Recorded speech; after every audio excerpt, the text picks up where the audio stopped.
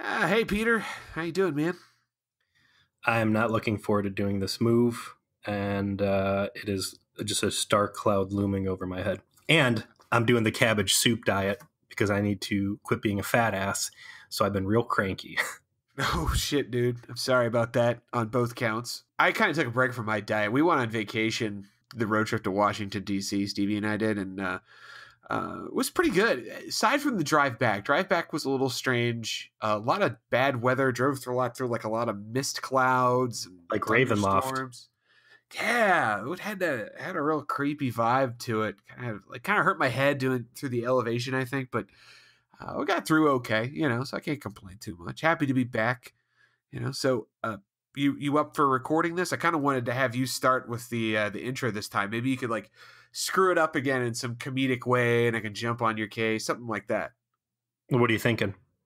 Well, I don't know. What are your thoughts? Like, what do you think would be funny here? Like a hateful voyage? I mean, I don't know. What are you thinking? What do you mean? Like, so we usually go with, this is Voyager, please, a hateful voyage through the Delta Quadrant. How it goes. I mean, I've been doing it for 27 weeks. It's an excellent voyage to the Delta Quadrant. You want to go with like excellent journey instead, just for laughs? Whoa! Wait a second. What's the intro for our show? Voyager, please, an excellent voyage through the Delta Quadrant. No, wait, no. It's a hateful voyage to the Delta Quadrant. We make fun of the fact the show is garbage most of the time. What? Yeah, and I do the intro. I've done the intro every time for the past 27 weeks. And the show is garbage. What? We've had episodes with, C plots and holodeck malfunctions and weird energy babies stealing people's souls and all kinds of just bullshit. You been drinking tonight? No, I'm sober, dude. Where is this coming from, Joe? Every one of these episodes has been fucking excellent. Why would we waste our time watching a shit show? You feeling all right? Wait a second. Are you saying that every episode of Voyager that we've watched has been good? The best. It's not that fucking trash like Next Gen was. I mean, Voyager is what pulled the whole Star Trek franchise out of the garbage. We've had this conversation before. God, no, Peter, I realize what might have happened. When we was driving through the Pennsylvania countryside, I think I might have accidentally fallen into a parallel universe. Well, that explains it then. yeah. Well, no, in my universe, Voyager is a show that is like 90% crap with like 10% diamonds in the rough that sometimes get pulled out. Joe, yeah, that sounds awful. I feel so sorry for you. I don't know where my Joe is. Hopefully he's all right, but where you came from sounds awful. This is a great place, and you are free to stick around here as long as you would like. I think what probably happened was one of those mirror situations where we're both traveling through the same place at the same time. So now the other version of me is probably like, time shifted into the universe where Voyager is terrible. He's going to be pissed. Oh, probably. I mean, I know what that world was like. And it was week after week of punishment direct to my balls. And to be free of that and to watch a quality show week after week, man, that's going to be a real improvement in my life. I think I'm going to leave that version of me there.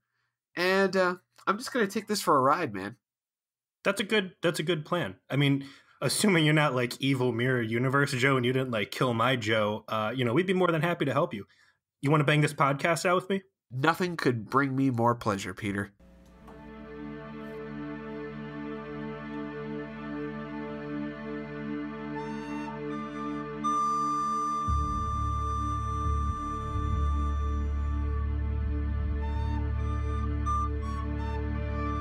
And welcome back, alternate reality cast and listeners, to Voyager, please, an excellent voyage through the Delta Quadrant. I'm your host, Peter. I'm your co-host, Joseph. I know it can't last. Nothing gold can stay, Pony Boy. While it's here with us, I'm really digging this quality Voyager shit that we are seeing. This is great. 3 in a row. This has been 3 excellent episodes of Star Trek, to say the least, and maybe even good episodes of TV in general. When I watched this episode, I truly doubted myself, my own sanity. Was I going crazy, or did Voyager somehow manage for 3 full episodes in a row to produce good TV? And the answer is yes. it wasn't a perfect outing this time around. I think over the 3 hits we've seen, I would consider this the weakest overall, but yet still had some of the best moments in it. But fuck it, I'll take it. This was a delight. I really wish the show could continue to be this good, and it's really sad to me that I know that it isn't. Please don't say these things, Joe, because I don't think I could go back to that dark, stinky closet of season 1 and season 2 that we've been living in for so long. No, this was good, dramatic television, and I loved every second of it. I would like for our brand not to just be hate and poop, but real talk. I think we're 2 real nerds, and I think that we can both recognize excellence as well as point out glaring failure. And again, I'm happy to give credit where credit's due. We've had some conversations on the Facebook group about Kes in particular, who I think most people remember as being a shitty character and something bad, and that's why they drummed her off the show in favor of 7 of 9. And going back in, myself particularly for the first time viewer, she's good, man. She's solid. She's one of the best parts of the show, and the show does have its good spots, and this is certainly one of them. So season 2, episode 12, Resistance. I know that your brand, Peter, is to linger on that first shot. I would like to do that lingering this week in this parallel universe setup that we have here, because my fucking God, Neelix has the greatest fucking coat The pimp on coat. the planet on there. That coat is amazing. It is this ankle length fur job that looks like he just skinned the most ugly cat in the universe and threw it on him like a dominance maneuver. It is amazing. And I have this question for you, Peter. Is that something that he replicated so that he looks like a skeevy interstellar drug dealer? Or did they say, hey man, we need you to be our skeevy interstellar drug dealer? And he's like, hold on, I got something for that in my fucking trash heap shuttle. Give me like 10 minutes. You just nailed all of the nails on the head. I started off calling this pimp coat Neelix. But your drug dealer comment, as soon as you said it, man, this is like New Jack City Neelix. This is New Jack Neelix. And New Jack Neelix is not your parents' Neelix, right? He is cranky the whole episode through.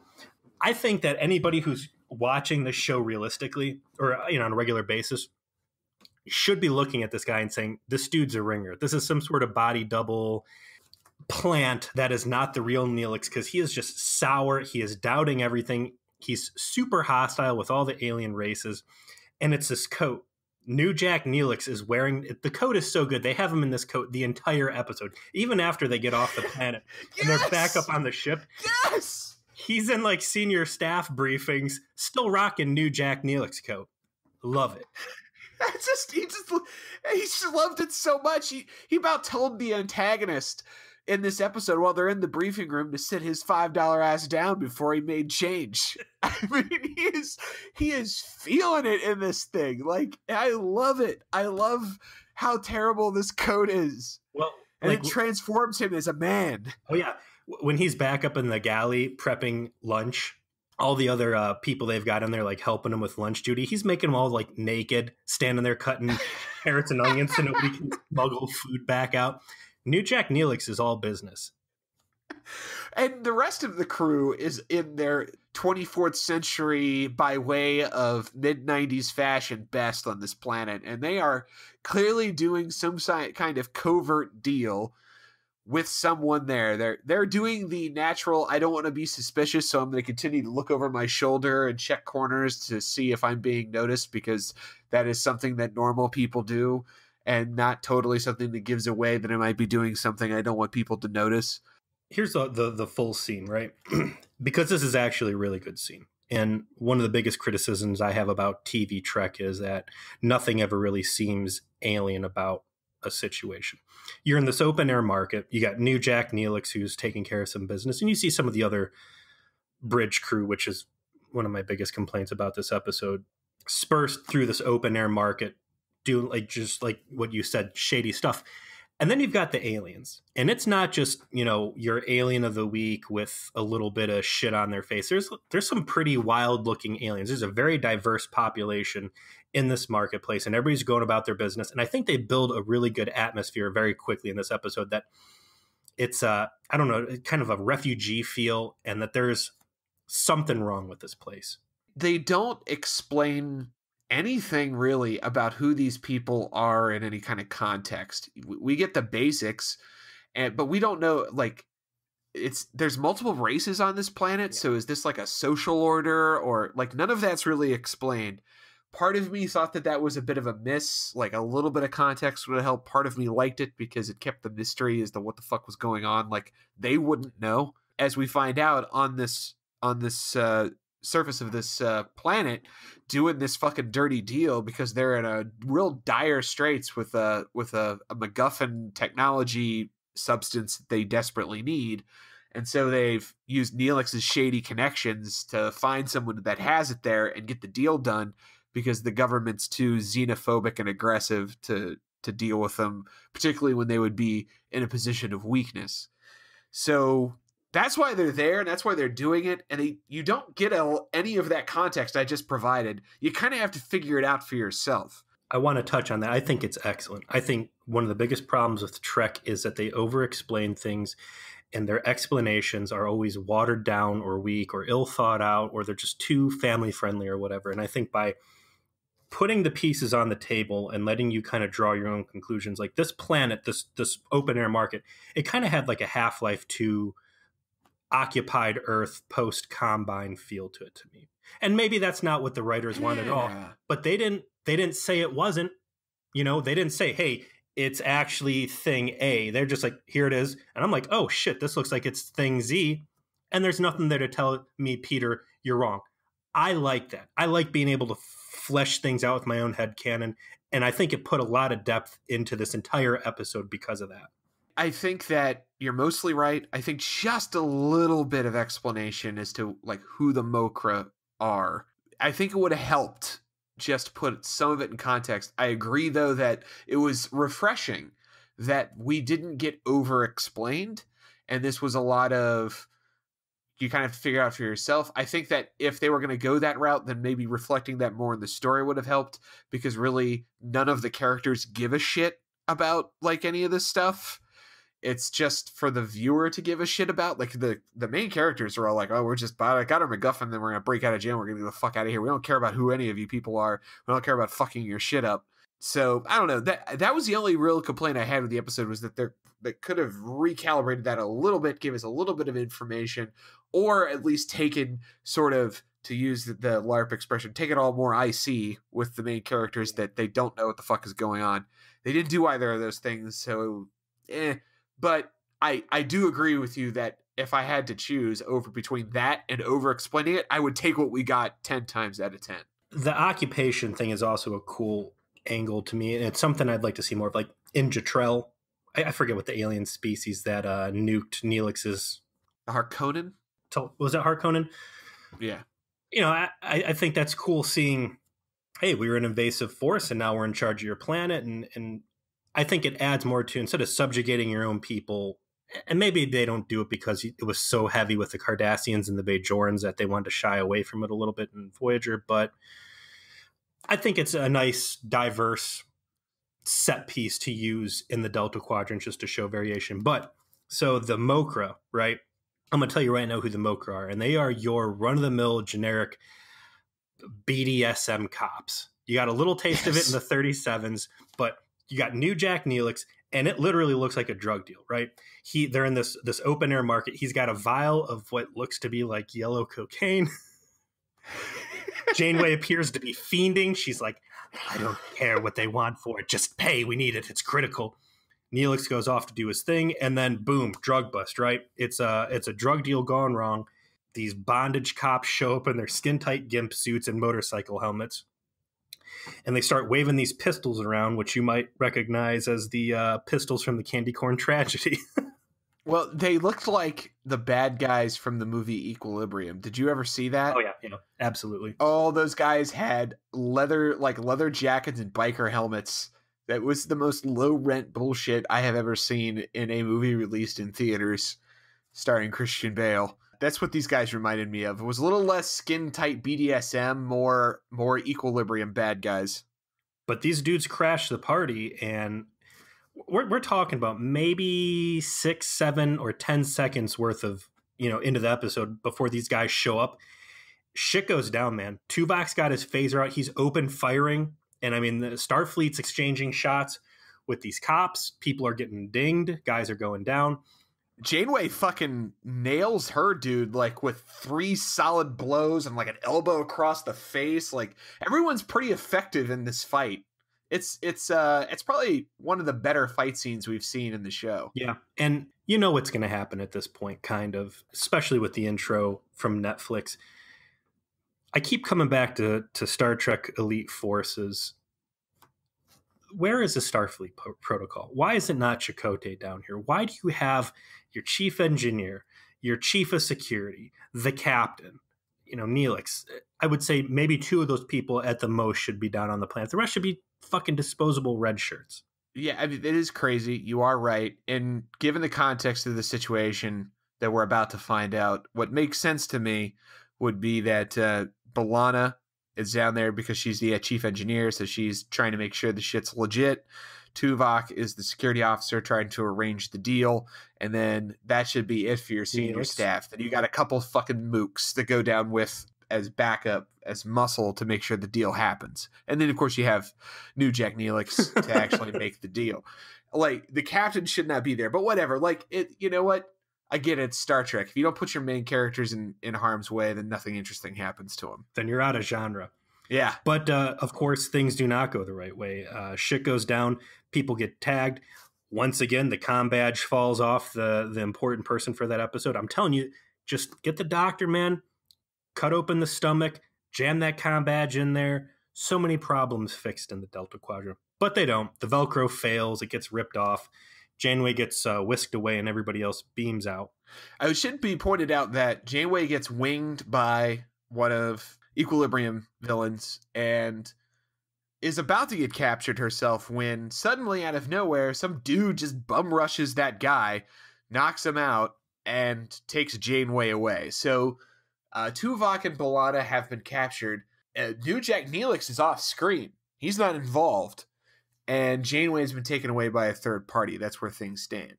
I like that the next scene, we get a pretty good full download. Ship's fucked up because they don't have tellurium, which makes the antimatter reaction in the warp core work. If they don't get it real fucking soon, basically they're going to be completely hosed because they won't be able to restart their antimatter reaction. So that's why they've risked this, that this is a life or death situation for the ship. And so unless this works and they get this stuff, they're dead in the water. That's all you need to know why like they've risked going to this planet where they're obviously not wanted, potentially breaking a whole lot of rules so they can make this shit work, because that's how bad the situation is.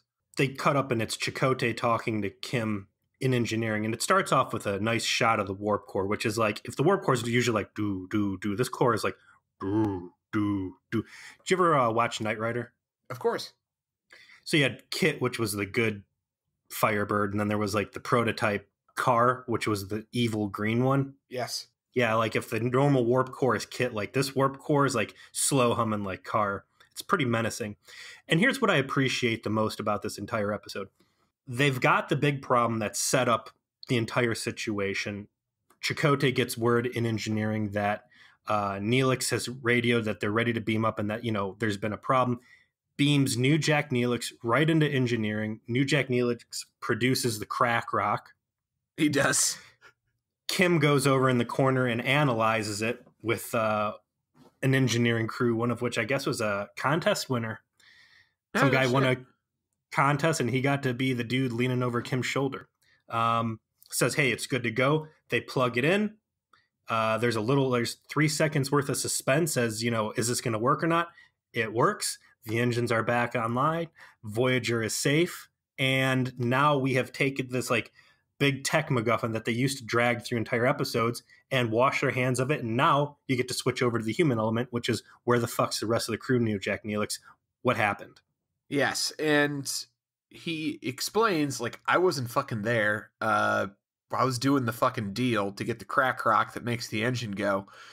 And I'm pretty sure it wasn't my contact who fucked us because, quite frankly, I wouldn't have escaped with my crack rock if that's what the deal was. So something else happened. Chakotay goes back to the bridge and tells Tom Paris, hey, we've got dudes who got captured down there. We're gonna have to make ourselves to these people so that we can negotiate. So they creep up over the edge of the planet. They get spotted, and the antagonist of the episode, who's Ogris, I think it's Ogris, makes himself known to him immediately. And New Jack Neelix is telling him, dude is going to come out with his gats. They're going to just start shooting at us. These motherfuckers are hardcore. We got to be ready. We got to be ready to throw down with them. He's very like, we got to fight. Let's fight. New Jack Neelix is the best. But the guy was really conversational, at least approachable, and saying, oh, you must just not have got our protocols if you beam down. I'll send you a copy of all of them, and then we can see if your dudes have been detained and talk about dealing with that.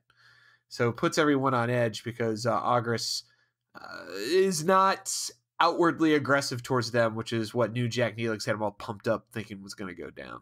We got two things I want to go at here. First of all, so Voyager has been hiding from this planet's super crazy sensor grid, right? This, we've got a fascist state, the Mokra, the bondage cops, they got shit on lockdown, and they're, as we'll later come to find out, the planet's covered by satellites that exceed anything the Starfleet technology has ever seen before. So these guys are legit. And to hide from the sensor net, they've been behind the moon. And this was like the crazy part of the episode for me. All the problems that they've had with like transporters and all their stuff. You're telling me that Voyager had an entire moon between it and the landing party site, and it's been able to just teleport people through the fucking moon. And two, this Ogris guy, I want to tell you something that might change your perception of him forever. Okay. Should I save it to the end, or you want to hear it now? No, say it now. What if I told you that the actor of Ogris is out of character married to the actress of Lursa? I would say that makes a tremendous amount of sense. That was crazy. I read that. I was like, wow. How did he get this job? This guy, and I can't remember his name. I apologize. He's been a Romulan twice in like Next Gen, once in Deep Space Nine. I think like this is one of those like cool reuse dudes, and he holds down his scenes pretty well. But like, how crazy is it that when you're like both reoccurring characters, or reoccurring actors at the very least on Star Trek, and then you marry another reoccurring actor? I just looked up who he was.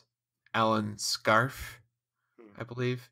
He was Admiral Mendak in Data's Day, who was the Romulan admiral who received the traitor at the end. And yeah, the coincidence of two Star Trek actors two actors getting together who both wind up in Star Trek does seem a little odd, but I guess, Hollywood's all about those connections, and if one person makes it on, the other person, that's in the same business can probably have more opportunity, particularly since his wife is a recurring villain on multiple shows and in a movie. It makes a degree of sense to me that kind of hookup would happen. But it's Voyager has that going too. At this time, Roxana Dawson was actually married to Casey Biggs, who played Damar on DS9, who was one of those reoccurring characters that was very important. So let me give you my headcanon on how this went down, this marriage. Okay. There they both are at a Star Trek convention after hours, and Barfleet's pouring up warp core breaches. Okay. I like it. Fade to black. That's how the hookup happened. I like it. Mm-hmm. I like it. But yeah, so this dude, Ogris, who is supposed to just be this warmonger, according to New Jack Neelix, fakes him out hard. Chakotay doesn't have a clear line on this guy. He can't just go in guns blazing. Not that Chakotay ever would. But they got this conundrum. Mokra are playing nice enough that Voyager can't just cowboy in there. At the same time, they know that their people are being detained and probably being tortured. We cut next to B'Elanna and Tuvok in the Pokey. They have, again, the most 90s outfits I've ever seen, particularly B'Elanna rocking this kind of vest boots combo that it just looks like she could be a background extra in an NSYNC video. I mean, it's not good. They have a conversation about, you know, their current situation, and overall their dialogue throughout the scenes that they had put Tuvok and B'Elanna through in this episode are actually pretty effective. This is pretty basic, you know, that Tuvok's counseling her to be patient. B'Elanna's trying to effect escape, trying to find a way out. Her usual I'm impatient and I'm angry thing. This kind of warms you up to some of the other scenes they have later, which overall I kind of liked. I thought there was good chemistry. I thought it was a strong interaction between two characters who normally do not share screen time. I mean, again, we're talking about two senior bridge crew officers. And now that I think about it, I don't think they've ever said more than 5 words to each other. So this was much needed. And yeah, Torres is doing her, I'm not going to, you know, I'm going to be the captain of this situation. I'm not going to be the victim. She gets herself shocked in the force field a few times and whatnot. But you take what you're seeing here, you compare it to, what was the one where she threw the cup at Chakotay's ankle? And I think you've seen some real strong character growth here.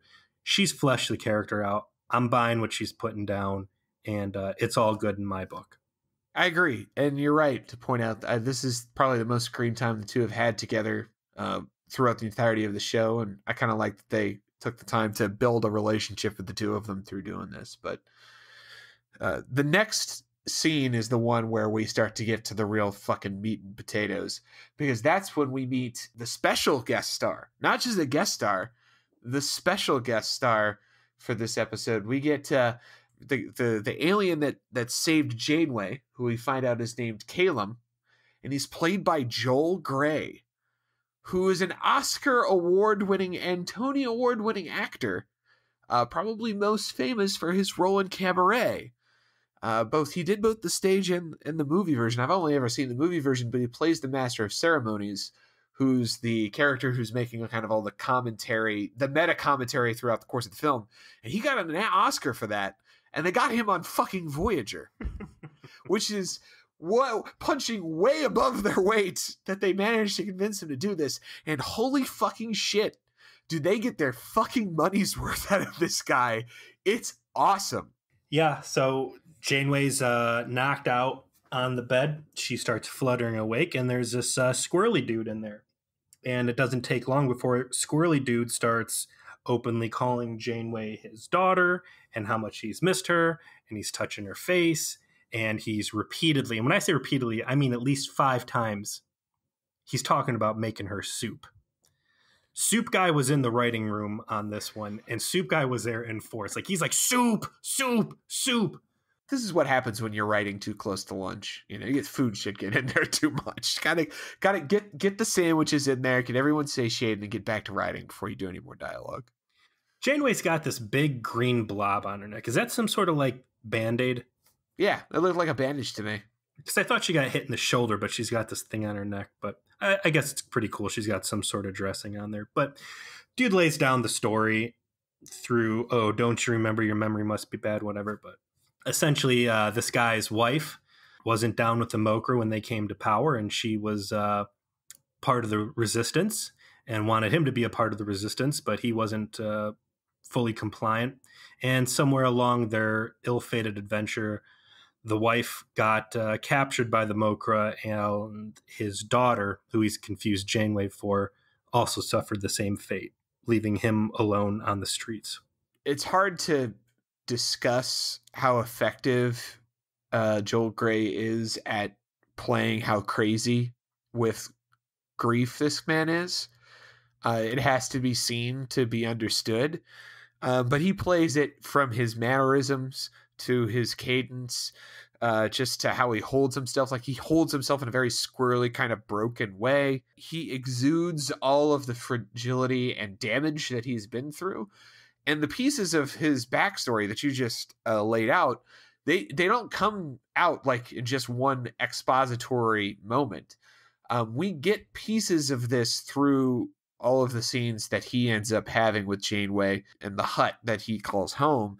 And there's one scene, it's a little later on from this specific point, but we'll just cover kind of the overall plot of these two together now. There's one scene later on where he's talking about the letters he's written his wife, and he starts going into detail about one that he's written recently. Mind you, he's not actually sent any of them. The show is not beating around the bush to make you think that his wife's probably dead, and this is all very much a crazed morning performance thing that he does for his own shattered mind. The camera just holds on him with Janeway out of focus in the background for, I want to say, 3 minutes, while he starts to like talk about what he wrote and how obviously important it is to him to have thought to do that, and recount the day he had and all the grief that's on his face, and how he says the lines is just so powerful.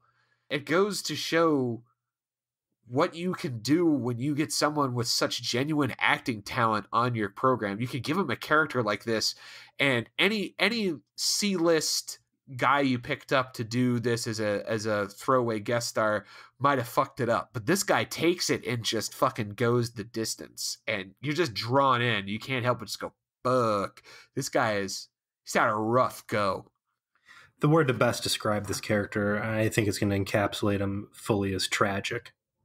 And it's a slow road to really get the big picture that we laid out, and the whole way through, like, you genuinely are hoping for this guy that it's going to be a happy Voyager ending, but you know that it's everything about this guy is going to be tragedy to the very end, and it's a good watch the whole way through. So Janeway figures out, or I think he actually tells her that the Mokra nabbed two of the people that she was with, and she starts deciding that she's going to go have to do a solo prison break. I think it's worth pointing out as well, as far as like what I think Janeway's really good in this episode, just both as a character and then in terms of like the decisions they wrote her to make, which is sometimes where her character falls apart, not in the acting, but just that because she's the captain, the script, and they have to. Yeah, the script fails Janeway a lot. It doesn't fail her in this episode. It doesn't fail her in the decisions she makes and how she affects, the solution to the plot. And then they very effectively allow her.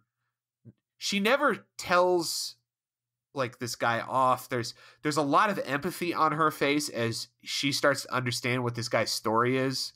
The expression that I said to Steve is like, Janeway has a permanent "oh you poor fuck" on her face dealing with this guy, and she's kind of using him, but also is sensitive to how she's using him, and it's very done in a very nuanced way that I appreciate. It goes along with a lot of this shit in this episode, that it's nuanced and a little bit subtle and not as in your face basic building blocks of 44 minutes of television shit, which is nice. The core of Starfleet bleeds through very well in Janeway's actions in this, because I'm watching it and I'm saying to myself, well, this guy wants to take you in the prison, and he's basically like enthralled with you, and you are really shorthanded, and you're talking about breaking into, a military police state installation solo without any, Federation technology. Get all the help you can. Use this guy. He's a crazy dude. It's easy help. And every step of the way, I can't bring you into this. No, it's too dangerous for you. And I think there's this benevolent Starfleet philosophy guiding her actions. And it's one of those times where Starfleet's walking the walk and talking the talk, and it doesn't seem stupid or patronizing, and it works well, and I enjoyed it. I completely agree with how you've how you put that, Peter. Putting it in that context now, and I 100%. I could not have put it better.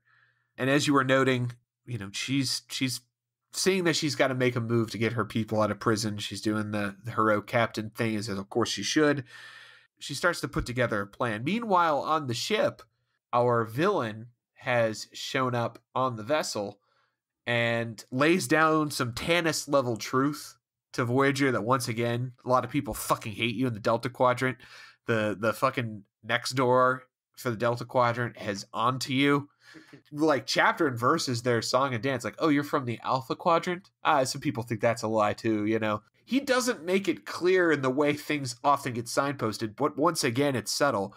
He suggests he wants a snitch. He wants them to snitch on the resistance people that have been helping him. And he dangles out there, if you snitch, I will give you your people and you can go. Chakotay kind of demurs and says, we'll think about that if you tell me, if you can get me in touch with my people down there. And he's like, but you should snitch. And they part ways without an agreement while New Jack Neelix is sitting there like with a fucking nasty ass look on his face, you know, wanting to beat the guy with a baton. If I didn't know any better, I would say that New Jack Neelix is actually the Maquis umpire. And he's got some sort of holographic costume on, so he looks like New Jack Neelix. And that's actually his smoldering gaze being cast on Ogress. It was during this scene specifically made me kind of wonder, what if instead of Voyager being about a Federation vessel lost in the Delta Quadrant, it was a bunch of fucking Klingons who just weren't having anything like, and we're just pillaging and fucking dudes up from here back to, oh god, the Klingon homeworld is Kronos or bust, and just bungee cables stringing behind the vessels, carrying the bodies of everybody they had to roll to get out there. I think you could have a really good comedy series on your hands. Yeah, New Jack Neelix just laying down the hate. You've got this real problem. Nobody on the surface can communicate with Voyager. One of the big things she spends time doing is trying to get a hold of communications equipment. And of course, the Mokra, being oppressive, have taken communications equipment from the civilian population. The sensor net or whatever running interference, so Voyager can't scan the surface, and basically Voyager's kind of spinning its wheels. Like, they don't have a good diplomatic option that's going to work. Doesn't seem like they're willing to snitch on the resistance movement here, and Janeway's best bet, with her time right now, is trying to bust people out of jail. So I think they start building a good tension of what are we going to do, and I think some of the crazy choices that get made later on, they're doing a good job justifying right now. I do agree that the pacing in the middle part of the episode is pretty good with how they're structuring what they're doing on the ship versus what's happening on the surface. The next scene is Janeway trying to effect securing weapons. So they escape from a police sweep in the hovel, and she's trying to meet up with her resistance contact to try and communicate, and if not communicate, then figure out what she can do to break into the prison, which means, guns. And there's an interesting kind of interlude where we have Calum essentially use a sort of full routine to trick the bootstrap thugs and Argus from arresting their resistance contact. It's kind of an interesting insight that we get more context on later as to why it's effective, which I thought was very clever of them. Yeah. Point being that eventually Janeway succeeds in getting in touch with a resistance contact and then setting up essentially a bargain for some guns, where she's going to trade this artifact of Calum's daughter that has been given to her in exchange for him with Calum's permission. I want to say that I called that whole ruse where Calum gets the resistant leader off the hook. I put that in my notes as delightful hobo antics with hookers. Yes, delightful hobo antics with hookers. That's a very good way of putting it. I called these girls hookers, just kind of tongue-in-cheek, but turns out I was right. There are hookers all over this planet. They like oppression and fucking on this planet, apparently. Those are their pastimes. Oh, I'm sorry, there's 3 pastimes, because the next scene is Tuvok getting super tortured. Dude, so... Okay, next gen, Worf gets his ass kicked all the time. 50% of the time, Worf is getting thrown to try and, add scale to how powerful some other Borg or Data or whatever is, just picking him up and winging him around. The other half of the time, he's getting electrocuted, right? And man, by God, if Tuvok hasn't fallen into the Worf trap. Cold fire when his fucking blood gets boiled? When he gets microwaved. And before that... Yes. He gets dropped from like 2 stories up too in cold fire as well. Oh, yeah. I'm sorry, yeah, that's right. He gets microwaved and is back on duty 5 minutes later, only to be fucking telekinetically pinned to the ceiling, bleeding from the face, and then dropped. Before that, you had Tattoo, where I don't think he got roughed up, but he got wet a little bit and they ran away.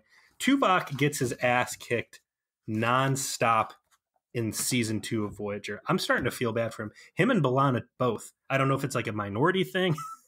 If they're just like, fuck it, they're aliens, they can take it, but wow, it's a bad year for Tuvok. They figured out in DS9, they made Worf a real badass by letting him show what a badass he is by actually like countering threats.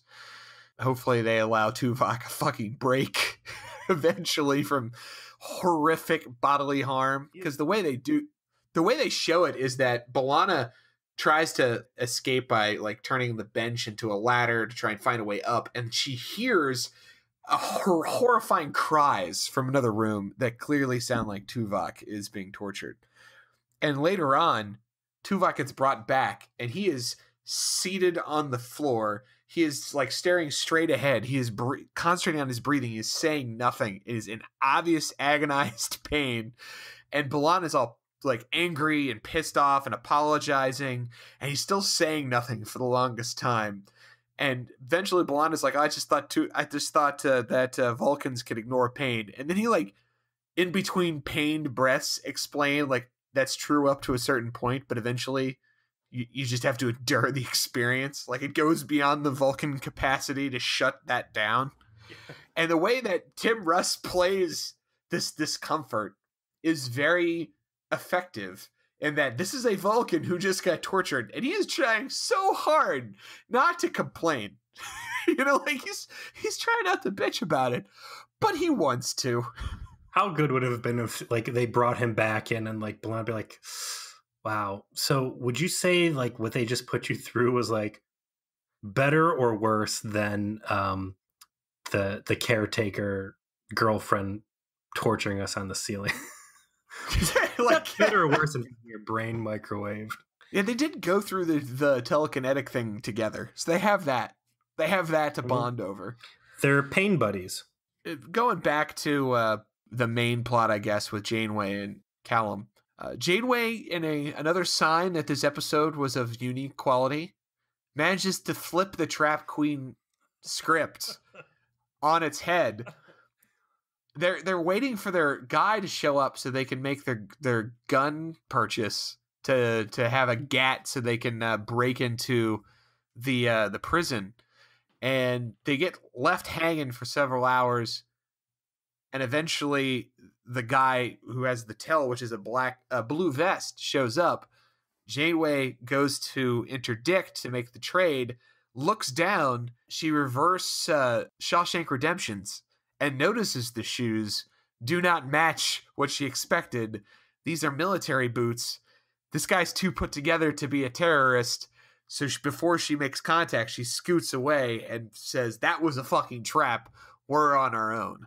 This whole terrorist, who's the plant, it kind of got me interested because the guy who they're kind of using as their resistance contact, it's the same guy I think that Neelix was scoring the warp core crack rock off of. Correct. And he's real shitty with Callum. He's like heard stories about him. He calls him a coward. He says some stuff that really kind of shakes Callum up. He's a dick. And the whole episode, I'm wondering, like, is this guy really on the take in thwarting the heroes from getting their way? And they never really flesh it out. I also want to point out what these aliens actually look like, because it's going to come up later. They're like regular human face, and they kind of got like this weird Bajoran nose bridge thing, but there's like a hole in the bridge of their nose, and they've got like piercings and stuff hanging off on there. They're very clearly not like smooth nosed. And maybe that's why they sprinkled other alien races into the marketplace and on the surface of this planet, because like Janeway should be pretty easy to spot as not, I don't think they even give this alien race a name, but like not part of the native inhabitants. the fact that she's just wandering around with her face uncovered the whole time and nobody seems to catch on, especially when she pulls her little role play exercise later on, is astounding. I did see that there were multiple alien races on this planet. So maybe the fact that she didn't have like weird face stuff wasn't itself a huge tell. It's one of the things, going back to what we originally started talking about, I wish there was a little bit more explanation to erase that potential hole a little bit. Because I agree, like a couple lines of dialogue about who the Mokra are could have erased the why didn't anyone notice that Janeway didn't belong. But there's at least a suggestion as to why.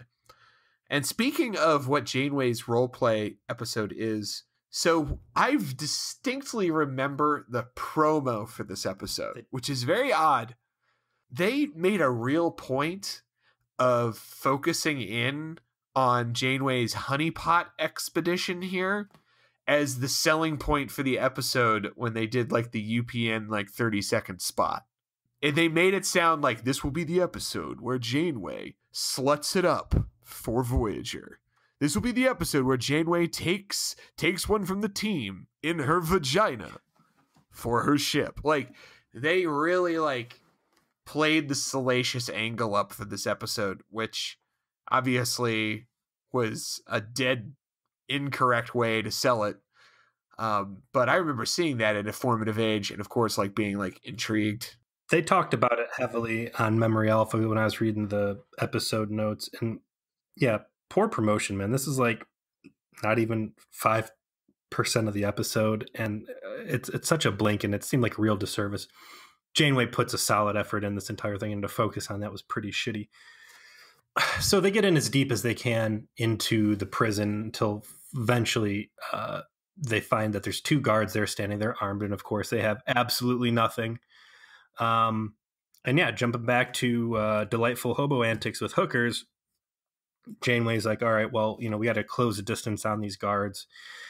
And then this like weird kind of, it's not a sewer, but it feels like a sewer. It's dungeony.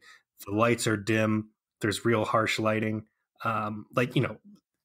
Good shadow use. And that's something I think that stands out in this episode too, is it's a strong art direction the whole way through. And I think they, again, world build with it very well. And they use the lighting to build up dramatic moments like this. So Janeway lets her hair down. She hikes her skirt up and she rolls up on these guys. The guard's like, you girls aren't supposed to be down here. And she's like, yeah, but, it's cool, right? And he's like, oh, yeah, it's cool. So they go wander off.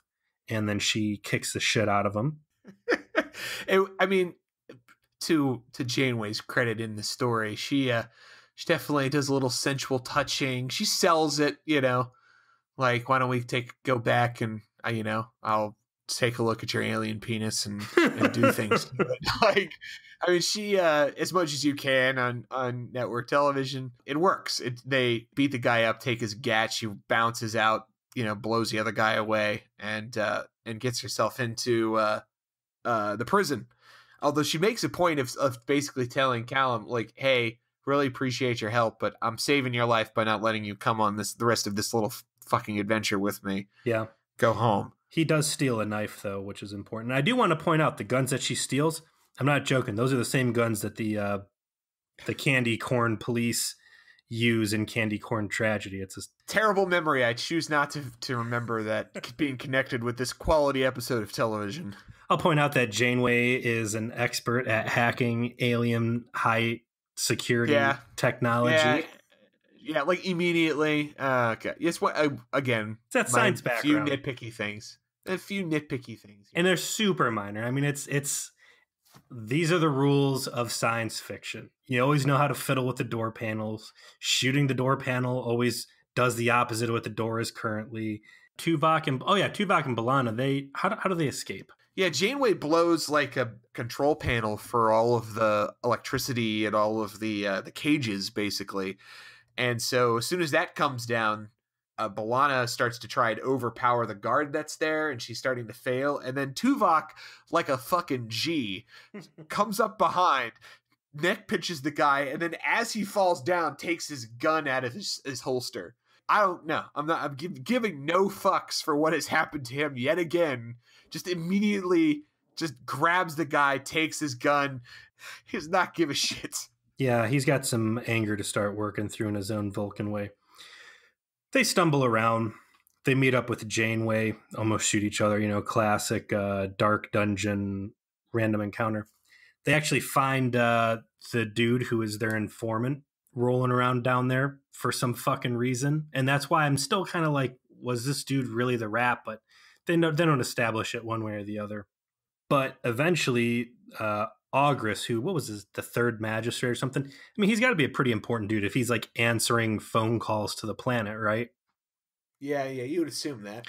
He's been around for a while, and this guy's, I think, one of the true faces of oppression for these Mokra. They ambush him, and the jig's up. And now, instead of doing sweeps through the ghetto trying to find Janeway, there's everybody he could have wanted wrapped up with a nice bow, and that's going to be that. And it's during this exchange here that he mentions that Callium, is kind of the village idiot at this point. That his wife has been dead, his daughter has been dead for decades at this point. Every couple of years, he tries to make a attack run on the prison to varying degrees, according to how much they feel like fucking with him at that particular moment. And ultimately, he always gets booted out of prison on his ass with pie on his face to serve as a public example of the Mokra's dominance, and that, they're there to stay, and that's that. Deal with it. It's a very satisfying yet expected conclusion to what we have learned about Callum up to this point. It's definitely the sad ending, but you expected it. The wife died 12 years ago. The daughter died trying to sneak into the prison. All of this is just his broken mind trying to deal with all of this trauma that has happened to him. And it all is legitimately his fault. His wife got captured in a Mokra raid because she stuck around to wait for him when he agreed to help, only he no-showed because he was a pussy. She got scooped up and put in jail, and his daughter joined the resistance specifically to break her mother out, and she died in the process. So this is the fall of the House of Usher, right? Like, all of this tragedy, it's even worse than you really expected it to be. And I think to a certain point, Ogris feels bad for the guy. Like, I mean, they could have killed him a long time ago, and yeah, it's shitty to, let this guy basically beat his head against the wall. But, he acknowledges, like, this is a tragic situation. And I think Ogris is a good character because he's not evil for the sake of evil. I think he believes in whatever order he's trying to impose, and, would rather see a lawful, law-abiding planet, and it's not jiving, and he's not understanding it. But yeah, no, I get what you're saying. He's more lawful evil than chaotic evil. So it put in context the earlier scene where he was acting the hobo antics in front of him, and why Argus let it slide unexpectedly, let it slide, and then played along. Yeah, this is the relationship that they have due to what has happened to him. So that all came together nicely. What didn't come together nicely was the firefight at the end. So Voyager has been affecting to different levels of ability some way to try and find everybody. They wind up drawing aggro from the planet, and they start shooting at him. Tom decides to go to the prison himself because they see all of the activity, and Tom knows a prison break when he sees one. So he wants to get down there and help. They're trying to get him out of there, and it's a little unclear as to how this is going to wrap up. And essentially what happens is that Calum makes a bum rush for Argus while everyone's kind of in the middle of a fist fight that has broken out, and stabs Argus in the chest. Calum gets shot twice, obviously going to be fatal for him, and Argus dies.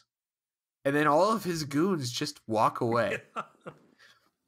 That's how it happens. Like, the two guys literally just like, our boss is dead. Time to go. Like, that's what? Why are you going? Where are you going? What are you? You had the upper hand. You were going to win the fight, but now you're just gone.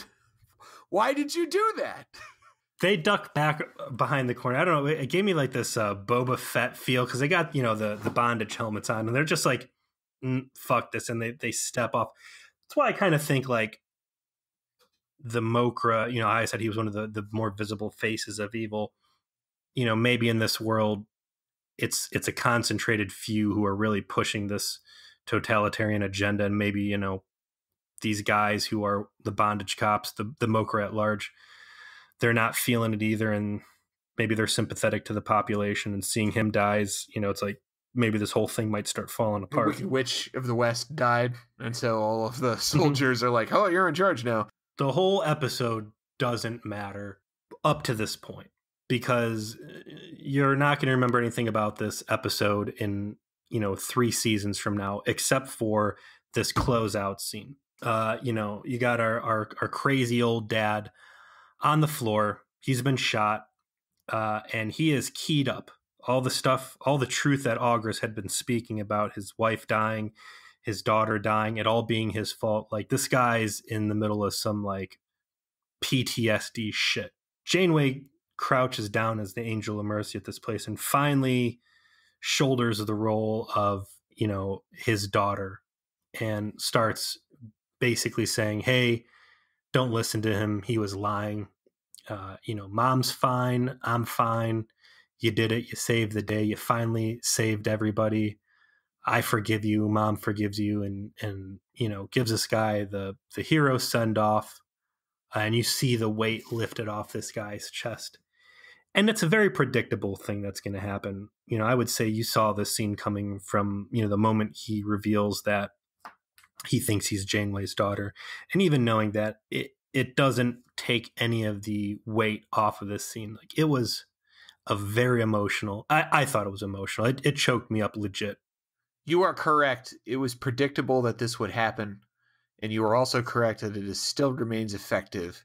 And it remains effective because the way Kate Mulgrew goes for it is perfect. I mean, there's no hesitation. She comes down and she is like, hey, no, like, she embodies the role. Like, we really, you saved us, Dad. You did a great job. We forgive you. There's no like moment where it looks like she's not being authentically interested in making sure that he believes what she is telling him, that it is important to her, that she embodies the role to the best of her ability, because this man's about to die and he deserves that much. And that comes through very nicely, which is why it remains legitimately moving, despite the fact you had to know it was going to happen. I want to do another side-by-side comparison from early Voyager to right now. Take Janeway's capacity to give a fuck, all right? Go back to episode 2 or 3 when Chakotay tries indoctrinating her into the spirit animal cult. Oh, yes. And he starts giving her the sales pitch, and she's like, oh, wow. What is this interesting thing? Oh, Chakotay, I'm so intrigued. And it seems like the most sarcastic I'm fucking with you moment when she's supposed to legitimately give a fuck.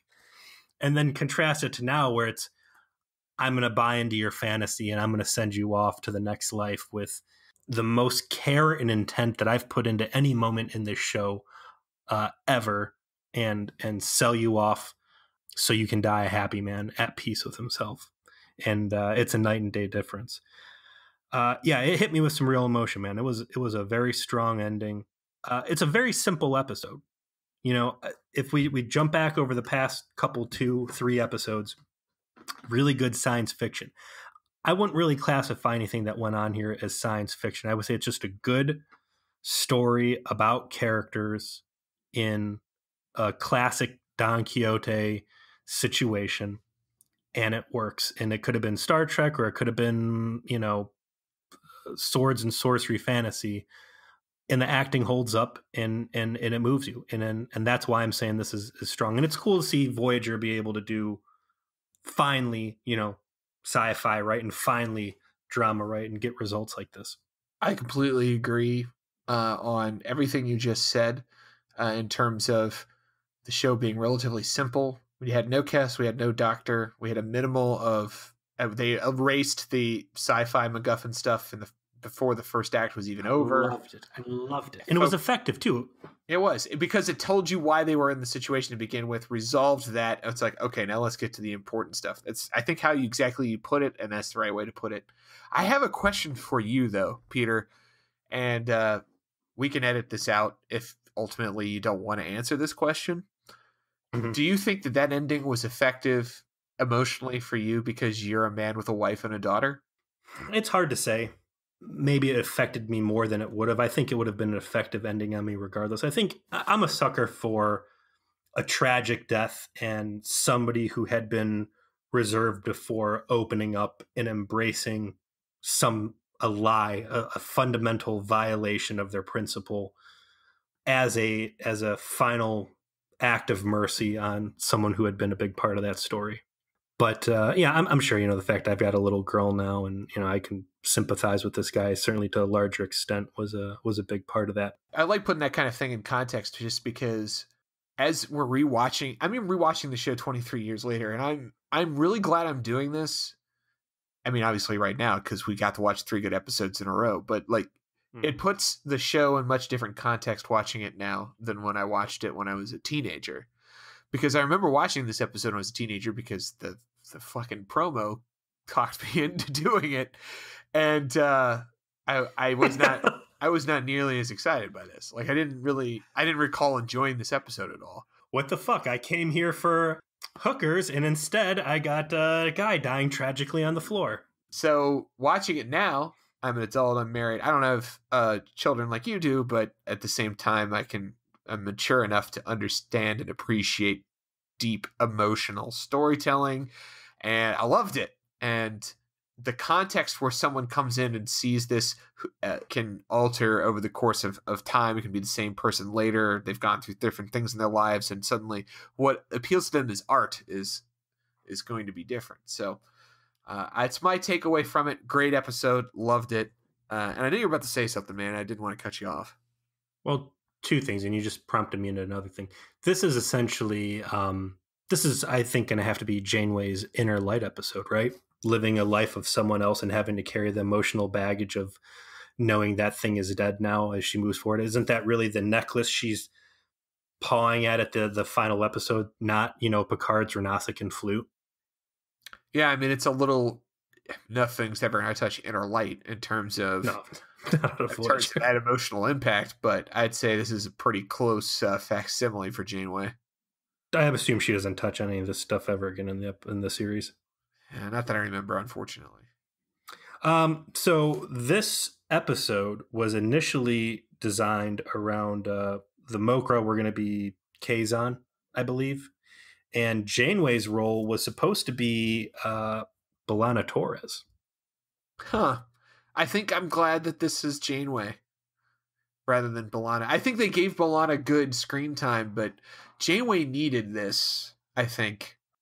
I'm 50-50. I think this was an excellent Janeway episode, and I think Kate Mulgrew knocked it out of the park. I don't know if Roxanne Dawson as Torres would have been able to do it, but I do think that this, specifically because of the daddy issues and specifically because of the family elements, Torres needs to be fleshed out more. She's good scene to scene, and I think she's holding up her end of whatever she's, dialogue trees she's in, but she needs some emotional, she needs something more than the Chakotay sex dream. And again, while I'm glad that Janeway got it, I think this would have been a really good episode to start fleshing her out and cutting some deeper layers here. I agree. Clearly, she gets a lot more development as the years go on. A lot happens with her. So I guess those days are coming. Because I know that, I appreciate that they took the time to do this one with Janeway instead. So, but let's all take a moment and mourn the true loss here. Not that we won't have an actor the quality of Joel Grey on the show again. Not that this could have been a B'Elanna episode. Let us mourn for what could have been with New Jack Neelix, who could have been the best character on this show. Unfortunately, I don't think we see his like ever again. That's sad. That's New Jack Neelix is true. I mean, that's going to have to be the episode title on this one. 100%. Done. Done. Here's an episode about Janeway being confused. No, the title's New Jack Neelix. All right, man. You got anything else to say about this one, or is it time to move on?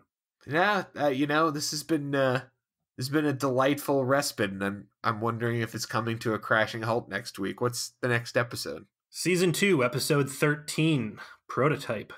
And in this picture of Prototype, we see the warp core. We see what looks like a shitty silver mask dude laying on the ground. And there's B'Elanna Torres grabbing her forearm, hand outstretched like she's about to put the iron claw in this dude's stomach in some pro wrestling shit. Voyager finds an automated life form adrift in space. When B'Elanna Torres reactivates it, the unit realizes she may be able to build more. Not willing to say if it was good or not. It was definitely interesting, though. So I'll take interesting. Man, look. We'll see what happens. If it's between Voyager bad and world building, Starfleet fleshing out interesting, I'll take it. Do we want to put bets on who the pooper is going to be on this next? I think we skipped over any sort of naysaying on this one, right? Or did you know what? Make bets? I would like to state for the record that until such time as we get another pooper handed to us, let's not wish it upon ourselves. These moments must be they must be treasured, Peter. And so we've had 3 hits in a row. We look like we might have at least a foul ball. We'll make contact on the next episode. I don't know if it's going to stay in play or what. Let's do we need to embrace this potential alternate reality? And when there's actually good episodes, do the intros an excellent voyage instead of a hateful trek? No. It's God, you screwed it up again. We're an hour and 13 minutes into this podcast, and you still don't. It's going to be a hateful voyage because it's going to be my hate for you, Peter. It's my undying hatred for you. I hate you. Yeah, well, and the alternate reality version of me, we hate you. Let's go ahead and close this one out. We got the father who abandoned his wife in the secret meeting, shirking his duty to overthrow the Mokra. And because of his indecision, losing not only his wife, but ultimately his daughter to take to the limit where he breaks and would soon become ultimately the hand of death against the man who had wronged him. Rule of Acquisition 98, every man has his price. Yeah, and has to pay it. Great episode of Star Trek. Watch it. That's what I got to say. Yeah. If we didn't talk enough about Calum, Joel Gray's performance, it's because you just have to watch it. So on that note, this has been Voyager Please, a temporarily not hateful voyage through the Delta Quadrant. My name is Joseph. I'm Peter, wishing New Jack Neelix safe travels to whatever beyond he has gone to. Yeah. And safe travels to you, our listener, as well. Please continue to like, subscribe, and share this podcast. We want nothing from you except your listenership, and we appreciate all new people who have come along recently. So we'll see you next week. Peace.